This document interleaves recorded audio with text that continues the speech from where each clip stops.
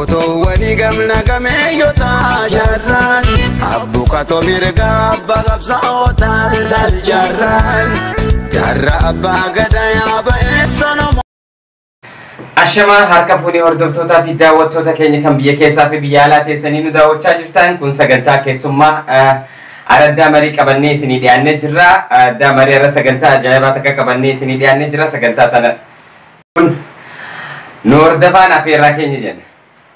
Mee keessummaa kiyyaan jalqaba wal isin barsiisaa. Keessummaa kiyya maqaan isaa eenyu inni jettanii na gaafachuun keessa hin oolu. Garuma isaattiin isin dabarsamee ifaa beeksisu inni. Abdumalik Abdullah Ninjama. Ayya Abdumalik Abdullah baga studio keenya kanatti nu argamte arra waa'ee qabsoo Oromoo tanarraa wal mari'achuu deemna. Fakkeenyaaf gaafiin jalqabaa irra wal mari'achuu deemnu mariin keenya kan jalqabaa guyyaa irraa qabsoon Oromoon gaggeessaa turte qabsoo Jawaar Mohammadii fi qabsoon Jaarraa Abbaa Gadaa gaggeessan maali wal fakkeenyis yookaanis garaagarummaan sii maali waan jiru qabxii tanarraa eegalla. Mee garuma isaattiin isin dabarsa. Sirriidha jettee maamee dhugaa qabsoon nu dura turte dheertuudha gaa duuba qabsoon garaagarummaan Jawaarii fi itti qabsaa'uu turee fi kan Jaarraan na gaafatte na fakkaata. Lamaan isaaniiti bareeda garuu qabsoon isaanii wal fakkaatti haala wal fakkaataa qabdi bakka itti wal hin fakkaanne qabdi. Garaagarummaan isaanii Jaarraa Abbaa Gadaa sooressi Jaarraa Abbaa Gadaa akka garee qabsaa'u ture qabsoon isaa haala bareedaan deemu turte garuu yeroo sanitti qabsoon sun silaa galmamuuf geessi jeeti jaada ammoo haala gartee yeroo saniitti wajji wal qabatee konnekshiininis waan hin jirreef karatti muramte silaa konnekshiinii ka yeroo amman tanaa kanatti jiraatee Jaarraan tarsiimoon inni ittiin qabsaa'u ture sun galma geessi. Eeyyeen akkas jechuun yeroo sanatti tarsiimoon jalqaba inni qabatee lafaa kan Oromoo tana bilisoomsuudhaaf jalqaba hawaasa dadammeessuun dura qawwee filatee jechuudha. Yookaanis qawweedhaanii qabsoon Oromoo galma geesse kan bakka geessi jedhee filatee lafaa ka'e jechuudha tokko. Garaagarummaa si keessaa tokko kana jechuudha. Lammaffaan ammoo yeroo sanatti garaagarummaa Jawaarii fi Jaarraa Abbaa Gadaa garaagarummaan qabsoo lamaan tanaa takka yeroo sanitti konnekshinii jiraachuu fi jiraachuu dhabu. Yeroo ammaa kanatti konnekshinaa jira. Konnekshinaa jira. Yeroo son konnekshinii jiru tokko tana. Lammaffaa ammoo Jawaar hawaasa dadammeeffate jalqaba. Yeroo wajji wal qabate osoo gara qawweetti hin dabrin hawaasa dadammeeffate. Amma tana wanti tarkaanfiin itti aanu maali silaa? Qawwee hidhachiisuu yookaanis karaa qawwee tarkaanfachuudha jechuudha. Garaagarummaa tokko tana. Lammaffaa tarsiimoon inni qabatee lafaa keessan warra deemu jira jechuudha Jawaar. Qabsoon dubbiin teeti qabsoon ilmaan tana gaggeeffamu jirtu kan Jawaar hin hogganamtu kunii fi kan Jaarraadha wal fakkaatti. Garuu kan Jaarraa Abbaa Gadaa sanii osoonii fi akkammaa kana taatee galma geessi. Maaliif humna qabdi. Humna jechuun qawwee jechuudha. Namni qawwee hin qabne humna hin qabu. Looyina gartee sila faayidaan qabne kan dhiirotu si jeessa humna sirra qaba humna isa osoo hin ta'in ammoo qawwee santu humnaa fi onnee itti godhee sooressi Jaarraa Abbaa Gadaa yeroo sanitti nama 10-30 ta'ullee humniti inni qabu Itoophiyaa guutuu wayyaanee guutuu sodaachisaa turte. Humna sana silaa arraan tana haala ammaan tana jiru kanaan silaanii fi hidhannoon jiraattee galma turre geenye. Sooressi Jaarraa Abbaa Gadaa yoo fakkeenyaa fudhanne yeroo gabaabduu keessatti dubbiin addaan baateef akkam jettu jarri kun tolan beekanii dimokiraasii hin beekanii jee Jaarraa Abbaa Gadaa lafa kaayyate akkas jechuun karaa isa geessite if duubaanis akka waa harkaa qaban bobaa keenya jalatti akka waa qaban dubartee yoo fuulli bareedaan hin jiraanne duratti akkasitti jechuun akkaataa inni itti yaaddate akkaataa ajaa'ibaati. Sigilee garuu konnekshinii dhabuu fi nama dammeeffachuu akkamitti yeroo dheeratti gaa ergaan arraan tana yoo bakka takkatti ergachuu feete tokkoon tokko deemtee geessi. Tarii namni ergatte kun karatti hafuun mala. Waan adda addaatiin yookaan qabamuudhaan hin beektu jechuudha. Achi gahee waan san himee qabameetiin karatti hafee hin jirtu. baatii takka baatii lama sadii fa'aa eegdeeti ammaas ergaa biraa kanaa dadhabsiisuu ture. Qabsoo Oromoonni dadhabsiisisan jechuun yeroo sanitti. Yeroo garaagarummaa keessaa amma connection jiraachuu dhabuun jiraachuu connection guyyaa tokko keessa sa'a takka keessa sakandii keessatti oduu tan waliin geessi. Daqiiqaa lama waliin geessi. waliin geessi. Yeroo sanitti garuu torbaan baatis ta'uu malte jechuudha ergaan san. Baatii sadii fateessi. Yoom dhaqee dhufaa haa. Hanga ergaan san deebitu eega. Kuma shan faga deema. Kuma shan fa'oo deema baatii guutuu. Bakka san daranii jira beekan. Leemmoo dhageenya qaban kanaas akkasuma ta'uu qabaate maas teessumti isaanii eessa jirti hawaasni isaan itti fayyadaman eessa jira. Laal istaansii isaan irra jiran kan agartee kanaatiitu guyyaa dirsan si fudhachiisaa jechuudha. Ammoo qabsoon Oromoo tun oowwitu fallaana qabbanoitu harkaa jira. Mee tan akkam ibsite? Jaarraa abbaa gadaa jee. Jaarraa abbaa gadaa jee. Maalirra dhaabbatee jeeni beektaa? Jarri kun dimokiraasii dhugaa sanitti hin amananii jee. Takka falafa kaayyate. Qabbanoitu harkaa oowwitu fallaanaa sana inni maal godhate? Jaarraa abbaa gadaa sirriitti hiikkate. Ni qaba jechuudha. Afaan tolaa didan afaan boortaatis kunuuti ni beeynaadha. Qawwee. Maal haa ta'u tokko yeroo sanitti wallaahi bargaa silaa rabbi godhe silaa guyyuma lamaaf connection jiraate bilisoon erga hawaasa nuti hawaasni nu bar kan muddiin nuun jettu dubba gaamee yeroo sanii fi amma gisee waliin laatte yeroo san keessa beektaa mootummaan hedduu sodaa isarraa kan ka'ee ganda keessa deemee nama gartee abaa'oo gargaara yookaan abaa'oo dhiiraas dhuftee jechuudhaan mataa keessa tumuutu. Sanirraa kan ka'e yoo ati fakkeenyaaf bilchina akkasii yookaan konnekshinii jiru beektii waan ta'eef intaluma sammuu keetirraa kan kaatee fi waan akkasii yoo kana ati taate namoonni gurguddaan manguddoo yookaan abbaan kee abu usmaan akkana naasee ni jira. Maaliif guyyaan hin dhuunfatamnee jira yeroo san keessatti sirni darbii kun hafun godhee jechuudha. Silaanii fi dammaqinni jiraatee gaafa sanittuu waasiin jirru bara. Turre bilisoomne. Garuu amma immoo tammaasiif hin dhiisaa. Ammas qabxii takkaatu jira. Qabxii wal fakkaatu. Fakkeenyaaf jaarraan abbaa gadaa uummata kana irraan bitatina. Ittiin gurgurina. Jawaar Maammadis akkasumatti legenna guyyaa sadii haa ta'u torbaan haa ta'u legennaa labsuudhaan qabxiin lamaantu wal fakkaata. Mee maal jette tan irratti? Bara kumaan reefu siin jetti. Sirri wal fakkaatti. Sooresi jaarraa abbaa gadaa dubbiin guyyaa waan tokko keessatti dabaatee keessa hin jedhe. Takkaffaa jarri dimokiraasii dhugaa sanitti hin amananii. Walqixxummaa baay'atan akka waan raamuu eenyuma hin amananii. Summii isaanii hin dhabanii xannacha keessaa. Kun dubbiin yeroo gabaabduu keessatti galteef. Sanirraa kan ka'e irraan bitina itti hin gurgurinaa. Torbaan tokko isaaniitti yaadaa jedhe. Ammaan tana gabaa lagannaa ta'ilaa guyyaa kalee deemu dubbi ta'uu manna keenya gartee maaliif dukkaana dhufta jaanii har'aan tana dukkaana manatti itti dhaqanii dukkaana dhufte jechuudhaan adabamaa jira. Sooresi jaarraa abbaa gadaa gaafa san lafa kaa'e.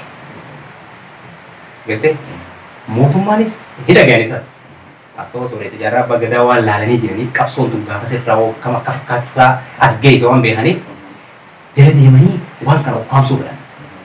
Amma dukkaana qabda. Mirga namummaa dhabdee barate. Hulumatee cufattee barachuun yaaddoo asitti deemumaan ta'a. Gabaa lagannaa guyyaa lama yoo taate guyyaa sadaffaa gisee hin banadee itti yeroo ammaan kana maabantaa dura maa dhuftaaf. Laa. Amma nama hedduu amma qabeenya kiyyatti naa jechuun danda'anii. Amma nama ganda keenyaa jira akkas malee jiru. Eeggadda maaliif cuftee har'a maaliif bantee. Laa. Saniifuu adabamuu qabdaa. Bartee? Wanni waan keetti beekamu Oromoo ta'uu qofaan immoo kan godhamu. Kun garuu gaarni quuqama Oromoo qabu hara danda'uun qabsaa Oromoo tana uuma abbaan qabeenyaa jechuudha. Jaarranis agabee beelawee ilmaan isaa beelesee dukkaana cufee taa'ee qabsaa'u jira. Lagachuu jira jechuun qabsaa'u jira. Qabsoo kana maaf qabsooytaa bar qabeenya keettira sumaatu abbaa. Sumaatu abbaa. Namni biraa sin ajjeechu si. Ajjeechu boo. Madooshaa fudhatanii gindiraanii banii dirqiin. Hulaatee.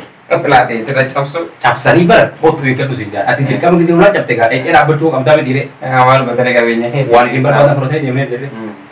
Waan ajaa'ibaati jira. Waan ajaa'ibaatti deemaa jira. Akkasitti akkuma walii galaatti jechuun lagannaan guyyaa hanga guyyaa 19 deemaa turte. Kanarraa waa lama laaluu dandeenya. Waa lamaan tokkoffaa diinagdee biyyattii uffistee jirti yookaanis gadi buuti. Qabxiin itti aanu Oromoodhaaf qabsoodha. Qabsoon itti finiinuu qabdiidha hin dhaabbatiin. Qabsoon itti finiinte galma hanga firiisii isaanii bakkaan geettutti adda dhaabuun qaban. Lagannaadhaan karaa cufuudhaan kuni tarsiimoo Jawaar baasee fi irra deemaa ture. Saniif amma inni yoo qabamee hidhaa jiraates tarsiimoo inni qeerroo baasee biraa deeme qeerroon osoo ajaja nama biraan eeggatiin alaan eeggatiin irra dhaabbatteeti hojjechaa jirti yookaan itti fufaa jirti. Amma hajiru qabxiin itti aanu kanarratti waan jettu waa'ee Jawaar kanarratti nu barsiisee jira. Jechuun akkamitti akkaataa gartee lagachuu qabnuu fi yoomitti akka lagachuu qabnu. Lagannaa san keessatti maal akka godhuu qabnu nu barsiisee ture.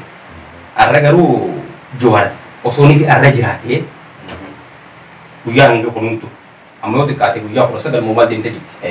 Hanga kunuuntu ammoo inni nuti waan takka sammuu fudhachuu qabna. Wanni Jawaar ilaa har'a nuuf hin dhaamin kan haaree nu dhaamu jirtu. Har'a isaa mana hidhaa jireenne gurra kaasaa deebisuu hin qabnu. Ta'inni kalee fi dheengaddoon nuti nu san har'atti fayyadamnee Jawaarii fi hidhamtoota keenya kan siyaasaa hunda achi keessa jiranii fi kan beekamu kan beekamin hunda baafachuudhaaf irra yaadu qabu. Halkaniif guyyaa akkuma gaarii inni duraan gartee har'a asiin baha horichiin seeraan hojjechuu ture san isiisa duraan hojjechuu ture san akka waan ganama kana nu hojjee fudhachuu qabnu. Kanaayyoo sossoone qofa ni baafanna galma nuuf geessi jennee fayyaaduu hin deemu. Akkasi. Saniifuu tarsiimoo durbaatee inni ittiin biyya cabse biyyattii keessatti ammaas san warra yoo deeman galmatti hin gaane. Hajjirtii huqqam nama. Akkasitti qabxii lammaffaatti dabarraa qabxii lammaffaa OBN irratti taayee danda'a yookaanis danda'a dubbate waa'ee ajjeechaa Hacaaluu Guyyoo Waariyoo akka ergamee ajjeesu gaafii kana gaafatu jedhanii afaan kaayanii takkatti si galee akkas takka dubbachaa ture. Mee maal jetta waa'ee kanarra? Bareedaadha. Taayeen danda'a kuni amma danda'e malee dur fayya qaba. Amma ni danda'e gaa wanni danda'e takka darbamuu qabdii fachi qabne malee duraan sirriitti qabsaa'aa ture. Hanqa maqaa cufatti baafannu takkatti jechuudha. Goota bareedaa ture. Garuu goota garba gurraachaa fa'aa jedhanii yaamaa ture. Maqaa isaatu ni beektaa bara. Akkas ture. Garuutu amma inumaa qabsaa'uu bira kutee mana hidhaa makalaa cufatti galee ture. Akka waan makalaa isaanii sirraa'ee gabbaheetti hogguuchii gabbahu bifa biraatiin dhufe. Jijjiiramee jee. Jijjiiramee. Akka waan mana hidhaa san keessatti lilmeen nama naqanii. Dubbiin dura jaabala taati bara. Yoo akka waan gartee gisee xiqqishoolu yoo hidhee mootummaan amma jiru kun ka durra kaasee ilaa hanga ammaa deemu jiru kun akka waan waasin naqee gara sigaltuutti gurbaan guyyuma keessaa garadhan. Jijjiirame. Hanga namni dhufte afaan qabatu fakkatti. Ammanuma hengaddamaa jeerii beektaa waan san irratti gaazexeessaa Guyyoo Waariyoo ati inni nuu quba qabaa jee galmee dubbee ajaa'ibaa akka waan quba qabuu fi gaafii san gaafate. Yoo duuti maal dhaammattaa jee gaafatee jee akka duu quba qabaa jee ammoo akkasuma jenne gaazexeessaan aggaamii ammaan dura irra godhamu ture sanirraa kan ka'e ammaan dura saahiba isaatti waa dhaammate tarii guyyaa irraan tanaa kana jee jechuudha waa dhadhaamate ni jira haasofni kan inni dhaammateef sana tana jedhee ol baasuu baanullee guyyaa dhufaan sani afaan micciiree interview makalee kanarratti akkas jee gaafatee jee tolchenne humni manaama isaan achi manaamanii hiikaa sirriitti godhanii nu gabbaasan malee guyyoon akkas hin jenne teenyee waliin dhageeffachuu jirraa miti. Bar guyyoo kana gaazexeessaa badhaafamuu qabu akka addunyaa jaamee cimaa jedhanii addunyaa lamuuf bara addunyaan beektee eegaa ture. Nama akkanaa isaa akkamitti isaa interview godhee ture bara. Taayee danda'a kanaafi. Mataa isaatu interview. Baqqalaa Garbaa fa'aa isaan interview gisee godhu dhaabi. Achitti bakka sanitti deebi'ee gaafii gisee gaafatu nagarree. Ammoo itti qotaa nama akkasii cimina isaa sana yoo qooduu fi dadhabde irra shira yaadde beekte. Amma sani ma taayeen danda'a amma isarra shira yaadu isaati malee mucaa kana cimina isaatii fi ogummaa isaanii beeka. Bar dhugaafeeti waan ajaa'ibaati bara. Amma laal qaamolee siyaasaa jalarraa hanga gubbaatti dadhabsiisuurraa kan ka'e arras na ganda jiraatte yookaan biyya jiraatte ati jirtu. Maneedhaa jirtu. Ati dhiisee mucaa keessatti kan nama jaasuun hin jiru. Maneedhaa jira qaba. Maaliif hinaasuun beekadhu mucaa nama jaasuun maal ta'u maneedhaa jira. Oromoo ta'uu qofaati. Booda akkamaan meetta. Sanii kammaan ammoo tarkaan fiitti fudhachuu qabna. Yookaan yoo ati mataa keessatti dhawan hasii gadii maammi yookas godhe jaaniiti if keessa deebiin. Garuu immoo ammaan tana Oromoo yeroo amma keessa jirutti akkasitti dadhabsiisuun abadan. Dabra kun manaa maduri. Amma anaa fi gurguddoo kana dhiisi mucaa amma shanii shawwaduu hin danda'u mootummaan biltiginnaadhaan. Kana waan ta'eef nuti sirrii qabsaa'uu qabna. Hanga dhumaatti jechuudha. Kana fakkaata. Akkana jechuudha. Saniifuu amma dubbii taa'ee danda'a kanarratti Oromoon safuu qabdii jenna. Amma booda garuu safuun tun hin daleetu jenna. Akkam jettate waa'ee safuu kanarratti. Amma booda safuun tun hin daleetu jette sirriidha siin deeggara. Maaliifis deeggarri beektaa? Oromoon safuu beektii jenna. Dhugaa safuu beekna. Garuu safuu teenya saniitiitu nurra kutemma. Amma fakkeenyaaf yoon anaa fi ati wal lolle kan Oromoon ta'ee yoo ati na dhooyite siif hin obsa. Safuu Oromoon duraan qabdurraa kan ka'e nuti karaa sana irra waan guddanneef. Amma immoo na dha'uu dhiisii gisee akka na laaltee safuu wanni jaanganaan akka mataa kiyyaatti hin jirtu na keessa. Baatee jirti. Hanga safuudhaan yookaan maarreedhaan hin jiru. Asii haggate dha'u osoo inni sun godhu. Akkasitti deemuu qabna malee gahee safuun tunis. Safuun isaan hin beekne tan nuti bichaan qabannee deemnu waan lugooti koo. Akkasuma fakkaateen. Sirrii. Saniif amma fakkeenyaaf waa'ee xiqqash waa'ee biyyi irraa haasofna. Abiyyi gaafa Amaara Kililii dhaqeessan Oromoodhaaf zeeroo waa xiqqoote hin hojjennee jedhe. Akkas jechuun isaa maal jechuudha mee? Gaafa bareeddudha. Oromoodhaaf zeeroo tuqaa shan hin hojjennee jedhe. Akkas jechuun yoo irratti hojjenne malee hin hojjennee fi jechuun suni barakas jee bara. Garuu tola hojjenneef silaa jee beekadhu bareedu ture. Zeeroo tuqaa shan hin hojjennee fi jee. Wahii namni jeeni. Bara hii jee. Eenyu ragaa rabbe? Nam tokko ragaa rabbe hin baane. Akkas jechuun yoo irratti hojjenne malee jechuusaati. Irratti hojjechuudha haa hundi dhugaadha. Akkuma jirame irratti hojjechuusaa afaan isaatiin ragaa fi fayyaan adee waan gaarii na richi. Hin goonee fi yoon hin godhe malee. Yoon hin godhe. Bara gafi ba'u jira. Yoon hin godhe malee jechuudha. Yoon godhe malee. Waa takka hin goonee fi. Ifi bara gafi beeku. Bahayini kun dhoktu banne. Sigalee ni qallata malee hin citu jette Oromoo. Hanuma beekadhu inni dura. Mee Amaara Kililii keessatti jechuudha waraanni leenjifamu kun marramee qe leenjifame mee hanga ammatti. Oromiyaa keessatti wal jalaa qabnee oolaallee lamaan ta'a. Akka mootummaan kun eega dhufe ganna lamaa fi cinaa hunguun xiqquma jira. Gannuma lama ganaa sidiin seena. Kana keessatti waraana maraa xiqqaadhaa miti. Yoo xiqqaate soddomii ol leenjisee jira. Mootummaan Amaaraa. Amaara Kililii jechuudha. Biltiginnaa isaanuma dhaye isaanuma bara. Fi leenjifachuu jiran jira. Eenyuuf leenjisuu jiran. Deebisaa Abiyyi irree fuyyeessan laate. Hin goonee fi yoo gooneen san waraana kana leenjisuu jirti nurratti. Katti waraanni kun ammoo katti leenjifamu jiru nu godhuuf jechuudha. Ittiin nu godhuuf. Katti leenjifuu jiru ammoo qabeenya Oromiyaatiin. Kan leenjifachuu jiru ammoo mootummaa Amaaraati. Tigilee mootummaan ammoo Oromiyaa as keessa kan laallu taate hin jiru jechuu dandeenya. Hin qaban. Marraa tokko qofaan argee jetii jaan leenjisan. Summaan nuun jiru jechuun danda'a akka mataa kiyyaatti. Maaliif yoo kanaa jettu taate waraana naannoo Oromiyaa leenjisanis gabbaasanis ka duraan jiru yoo ta'es ka ganaa dhufu yoo ta'es akkam godhanni beektaa mudhii qotan. Akkamitti naan jee. Waraanni naannoo Oromiyaa giseef karaarra deemu gisee agartu yeroo ammaan tanaa jechuudha. Dur irraa kaasee hanga ammaan tanaa nama afur nama shaniin deeman. Yoo xiqqaate sadii oliin deeman. Garuu san keessaa haqawwee qabu nama tokko. Homulen deh. Boleh kerja aku magala deh warri baadiyyaa kan warra baadiyyaa dalee deemte Jerman deh. Jerman buka kerja warri kan tuh kamu sanin deh man. Waraana kan. Akkas guru malli beta. Yoni fi warani polisi nanno Oromiyaa tun guutuun si shaanuu tawajjaatu qawwee qabaatee yoo buufuun takka karaa biraatiin dhuftee nurratti as deebi'an. Dadhabsiisuurraa kan ka'ee fi qawwee takka takka sanii fuula isaa sana keessaa qabdi beektaa Allah wala mungkin akka sadii jedhiyyaa. Oromoo waan ta'eef jechuun hin amanan yookaan Abadan. nu cabsiti jaanii kan waraanuma ofii leenjisanii hidhachiisan tana Amanuu dadhabu. amantii irraa qaban jechuudha. Amantii irraa qaban. Kanarraa kan ka'e.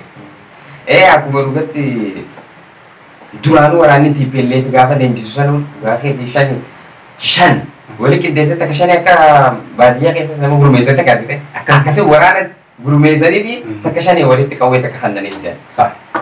dhugaadha jechuudha dubbisan saniifuu jechuudha falli jiru Oromoodhaaf qabiyya keessa kan fakkeenya bilisiginaa ta'e qaama mootummaa ta'e kanaa hin amanuu jechuun mootummaan mataasaa. Abadan. Okay. Akkas jechuun gara dhumaa yaa jirra amma gaafii teenya goolabuudhaaf mee dhaamsi qabdu ati walii garaatti Oromoodhaaf qabsoo Oromoo tanaaf falli jiru maali jettee yaaddu fakkeenyaaf. Falli jiru takkaffaa wanta kan dhaamachuu beeka. Maali dhibeeyta? Uummata gartee hidhattoota waraanaa kana jechuudha. Waraana keessa jiru Oromoo ta'ee qaama biltiginnaatti hidhamee jiru Oromoo ta'ee xiqqaa gadi irraa kaase kalee dhufe irraa kaase haganaa dhufus warra isaanitti hidhamu. Fakkeenyaaf amma warra durgaarii ture jechuudha.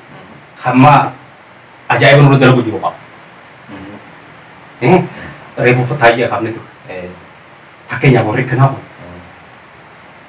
akka bakka san irraas garagalan.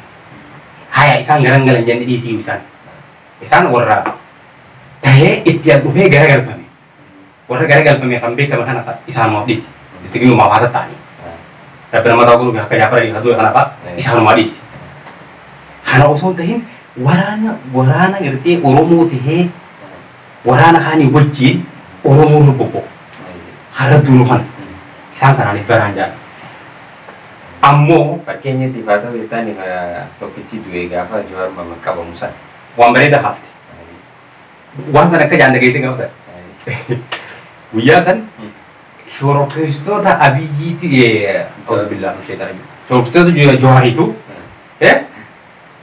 waraana poolisii keenya tokkoon dura ajjeese. Poolisii kam? Poolisii Oromiyaatii jaan. Ifi ajjeesan. Akkamitti? Akka itti ajjeesan yeroonii fi isaan waraanni dhufee Jawaar faa qaban san mucaan aaye. Ayiji Oromoon nuti kanaaf qabsaa'u turre. Mucaan aareeti yunifoormii isaaniitu baafate. Poolisii Oromiyaatiin isin jeebar qawwee harkaan qabu. Silaa guyyaa san balaan buutee beekan. Silaa ajjeesee du'aa jechuudha. Ajjeesee du'a. Sanaaf qawwee harkaa guuran hin jetture. Siimee turre barreeffu. Nam shaniif qawwee takka kan namti sabuu tokkichisan kan amanaa kannan. Warra onnee qabu warra akka gartee musliimaa mucaa deengatu du'ee sanfaa ittiin kannan. Amma mucaan suni ni aareetu. Aha Oromoo kanaaf qabsaa'u ture jeeti yunifoormii baatee jechuudha. Hogguu inni yunifoormii shamiza firraa baasu osoo inni hofuutti hin dabrin jechuudha. Hooni poolisii biraan dura kakaasaa yallaa bala'uu isheen achi dhaabbatee. Hojii isaaniif gallakkisuuf inni yunifoormii firraa baase. Deemuuf deema. Yunifoormii isaanii kaayee deemuuf. Waan godhuun qabu haa qawwee harkaan qabu. Yeroo ta'an amma Jawaar faa makiinaa keessa jiran seeqaa jiran hin agarree jechuudha. Hin argu. Qabamanii kutanii bira jarree. Ni aaree eegas booda mucaan tarsiimuu Jawaar irraas dhufu jiru kanaa fi dadhabina Oromoo Jawaar qabuu isaanii kanatti aaree akka ta'uu danda'a. mucoo Baqqalaa Garbaatu himeessa Fayyaa laadee dhageeffattee jirta. Dhibbaa dhibbatti himti. Mucoo Baqqalaa Garbaa sababa itti mucaan kun ajjeefame. Ibita jetti addaan baastee jechuudha. Viyootu haasofsiisee mucoo dhibbaa dhibbatti akkasii qabatamaan himteef jechuudha. Mucaan firraa baase qaamaan bira jetti miyyoon. Garuu jarri immoo diraamaa dalagan. Diraamaan isaanii suni akkasi fashalaa'e. Fashalaa'e jechuudha. Egaa intarneetni galee baay'atee ajjechaan isaanii kunii fi diraamaan isaanii kun hedduun ha fashalaa'e hedduudha.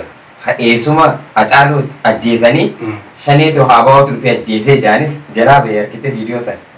Berjarri berakata awal kate.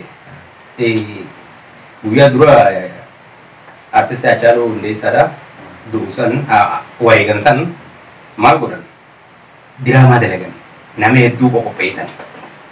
Nama kanaatu isa dhehee qaama kanaatu isa dhehee jechuun bakka hedduu qaqqabatan bakka dhibba takka silaa bakki dhibbituun silaa irraa tan kun ogaa torbaan sadii jirra bakka rakkattu hijibni bakka hin qabu jechuudha. Hijibni bakka hin qabu. Ammoo gaafii teetittiin si deebi'a. Maal na jette isa dhumarratti waan naammateeti dhaamsee kiyya maal ta'e beektaa gonkumaa qabsuun ta'e hedduu mandeetu.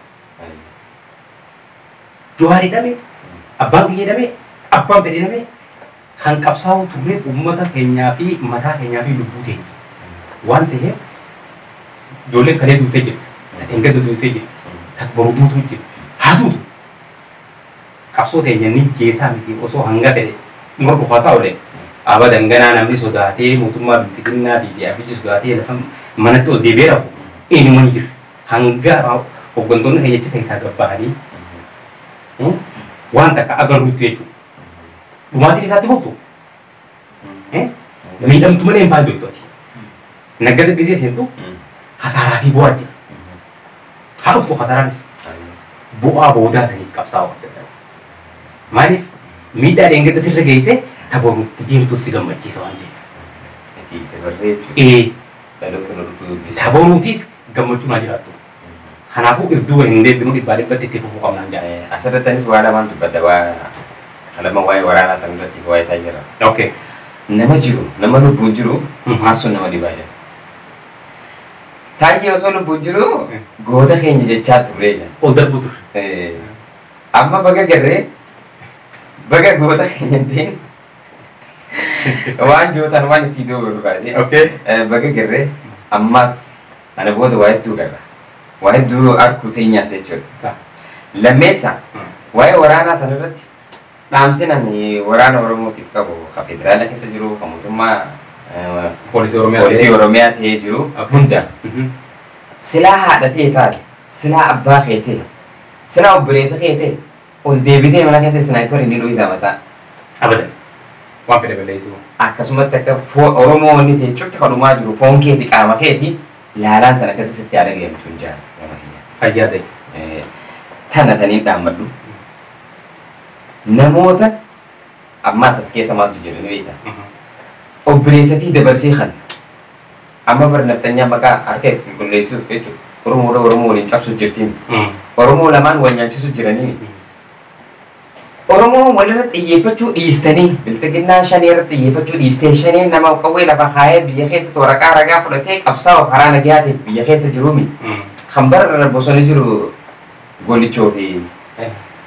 lamaan masanii mire lama wajjin bar lamaan sanuu silaa dandee dhaadichaa tureemi jeneraal Biraanuu Juulaa bar dhaadete torbaan lama naan gahu jee bar silaa akka dhaadateetti deemee bosona keessaa qulqulleessuu dhiira ta'u uummata nagaa irra tarkaanfii fudhachuu osoo hin ta'e waraanaa fi waraanaatu walgarsiisa dhiirummaa isaanii dhiirummaa isaanii walgarsiisa qabadeera saniinsa dadhabnaan uummata kanaatu sooru jira yoo uummata kana raajjeese wanni bosonatti isaan qallabuun jiru yaada joofu uummata nagaa miskiina fixaa jiran ani qabsoo nagaa qabsaa'u qabanii hidhu dararaan garagaraa isaan irra geggeessisu kun osoo qaama keessan keessaa nama tokko ta'e maatii kee keessa foon kee keessaa silaa nama tokko ta'e hanqamta galaalaan san sidha geemtii tanamaa gisee gootu ta'e hanqamta sidha geemtii ifratti as deebisi yaadiin ja'aan gamanumaa dhaamsinan sinii qabu kanuma dhumarratti goolabuuf hin deemu waan jettu qabaatte. Wanti jennu jirtu haasoo siraa wayii ta'a yoonni duraan haasawanii bitanii wanni maan turre diigaa oolu sin jirtu. Sigilee akkuma fedhettuu qabsoon teenya galma geesse. Dhumaatiin teenya taatti boftuu kuma harree guyyeetti. Kaayyoon keenya garuu amma eegaa wanta kaan godhe sittillee wanni itti godhee gaafii teetti alaan ba'e wayii yaadadde maali yaadadde beektaa ammaan dura rabshaan uumamaa turte mootummaan Itoophiyaa yeroo hedduu konnekshiina muruutu akkas godheeti kam taane beektaa nama hanga tokko irraa dadhaba akka ammaan taraa kanatti qabsoo fi lagannaan gabaatiif kun yoo xiqqaate guyyisni irraa hanga torbaan tokko yoo itti fufte san booda nagaa abboo dadhabsiifnee miti agarree miti yoo deebee ta'a garuu arraan tan uummanni Oromoodhaa dhibbaa dhibba walii galuun isaanii torbaan lamaa miti ganaadha amata nama deemu teessi abadan an tokkochaan kun das na je'ee na gammachiise ammallee haala kanaan akkatti fufu iddoo bakka hin deemne dhibbaa dhibbatti dhaama. Ayyee qabsoon isaanii hanga firii waa abadan jaanaaf kennittee jechuudha. waan manaa baateef akkatuma malee kami galtabo hin gadiini. sirri. Akkasitti isaan keenya guyyaa irraa asirratti goolabnaa sagantaa biraatiin hanga walitti deebinutti gamanumaa nageetti isinii jenna nagayaan ni tura. Keessumaa